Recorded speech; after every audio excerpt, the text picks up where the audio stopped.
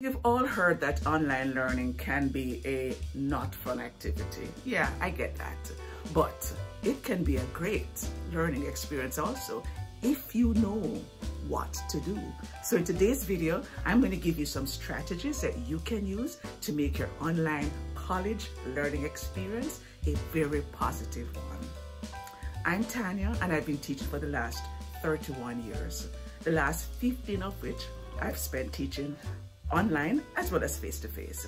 But I've had that online learning experience also because a few years ago, I think in 2017, I did a certificate program at UBC, the University of British Columbia, and it was totally online, and it turned out to be one of the best learning experiences I've ever had.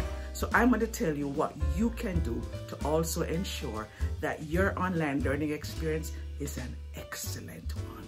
Come with me. Now, the first thing I always tell my students is know your why.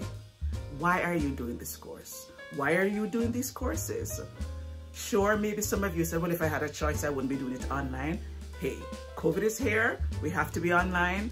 But apart from the COVID part and apart from having to do online courses, why are you doing the courses? Do you want to get a certificate? Do you want to open your own business and maybe you want to do a little bit of business communication courses, business ad courses? Do you want to transfer to a university because you want to do something like engineering? Or do you want some skills so that you can do a quick certificate program? Why are you doing these courses? You need to keep focused on your why, because when it gets hard, and it does get hard, and it does get lonely at times, but when you know your why, it helps. So keep in mind what your why is and figure this out before the course actually begins. Know your why. That's the first thing. Now, once you know your why, when you get access to the course, the next thing you have to do, which I would say is step 2, is figure out how the course works. Check out the course outline. It actually is essential. Read through. You don't only want to look to see which assignments you have and how much each is worth. You have to do that, yes. But you want to also figure out how the course works.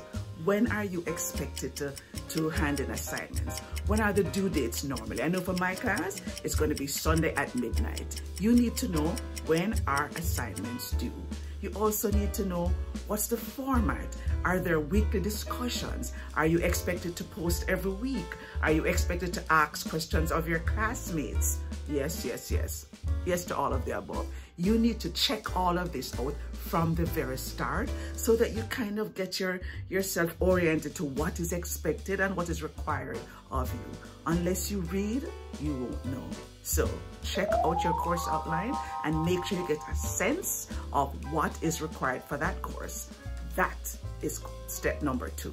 Now, once you have a sense of what is required for this course, you then need to plan accordingly. This is where time management is going to be very important. It's very easy to just let things happen. If that's the approach you're using, it's not going to work. Now, I know when you did face-to-face classes, sometimes some of you only did the work like, the night before. But that cannot work in an online learning environment. And it cannot work because unlike face-to-face learning where you have a set time and you go to the lecture and you leave, when it comes to online learning, you are expected to post regularly in the discussion area as you build and you learn in a community. So it requires that you plan and you manage your time well, because if, for example, you have to post 3 times for the week, you have to factor that in. You have to plan it in. You have to make it a part of your schedule. You have to know that every Monday between 11 a.m. and 1 p.m. I'm going to do this. Every Wednesday before I give my second response, I have to do this. So I'm going to do it at 8 a.m. between 8 a.m. and 10 a.m. You have to plan. If you wait for chance, it will never happen. And before you know it, a week has passed and you haven't done anything. The second week has passed, you haven't done anything. And after the third week, you're going to feel so left behind. You're going to feel so detached from the class and so disoriented that you're not even going to want to continue. And you want to finish up, guys. So plan accordingly. So tip number 4 is be present. Interact. Participate. I know in the tip before I spoke about checking in 3 times. And some of you do check in 3 times. But you don't only want to do your work and then go. But do your work and stick around. See the learning environment as a space where you can connect socially, intellectually, and even in terms of networking. You know, I'm going to have a link in my course that says questions.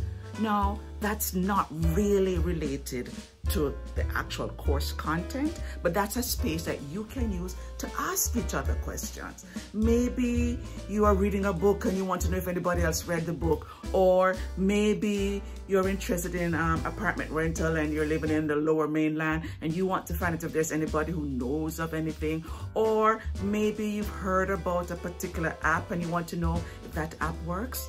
Ask those questions. That's how you build community, because you'd be surprised. You ask a question, somebody else has an idea, and before you know it, you're all talking, and before you know it, you feel so connected to each other. And as you make connections and as you ask questions, remember, it's a safe space at the same time.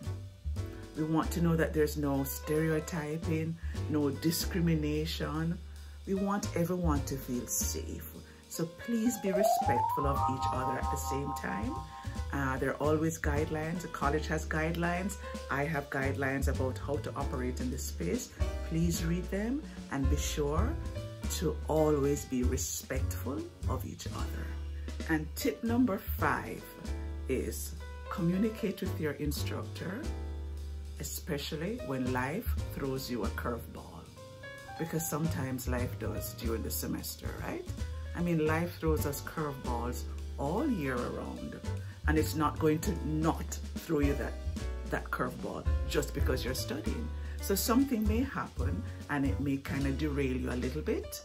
Reach out to the instructor, and if you have an assignment due and you know you're not going to be able to do the assignment on time, reach out before the due date. Reach out before the due date. I discussed this in a video when I was talking about end of semester stress.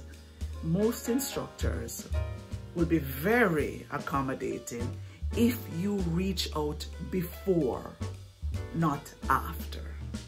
Don't come to us 2 weeks after the assignment was due and say, I didn't do it because. No, we want you to show that you are an adult and that you are responsible and you're taking responsibility. So you tell the instructor before. Now, when I was doing the course at UBC, my father got sick in the middle of it and I had to fly to Jamaica.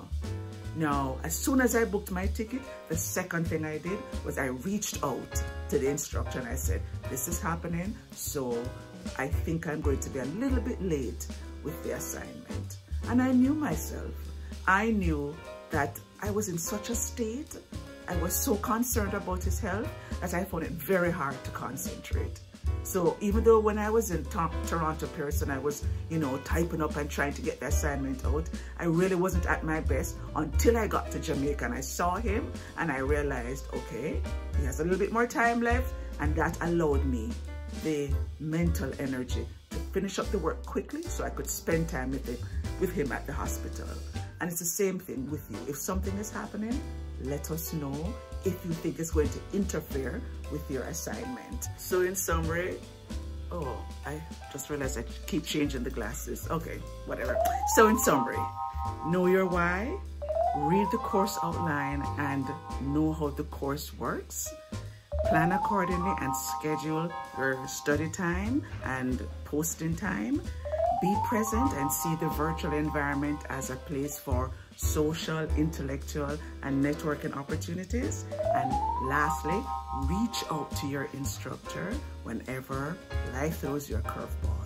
Now, if you do these things, guys, I promise you, you'll be successful. So welcome to fall semester 2020.